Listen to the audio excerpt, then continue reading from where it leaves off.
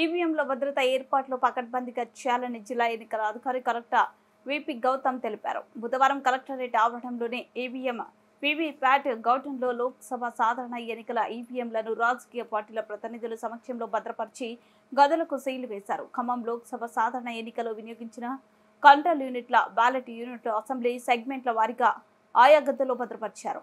వీవీప్యాట్లను మొదటి అంతస్తులోని హాల్లో సెగ్మెంట్ల వారీగా భద్రపరిచారు. రిటర్నింగ్ అధికారులు సెగ్మెంట్ తహసీల్దారు ఈవీఎం యంత్రాలను లెక్కపెట్టి సరి చూసుకోనన్నారు. అనంతరం జిల్లా కోశాగార స్ట్రాంగ్ రూమ్ లో భద్రపరిచిన స్టాట్యూటరీ కవర్లు, వీవీప్యాట్ స్లిప్పులు, ఈవీఎం పేపర్లు, 17C PO డైరీ తదితర పత్రాలు భద్రతను పరిశీలించారు.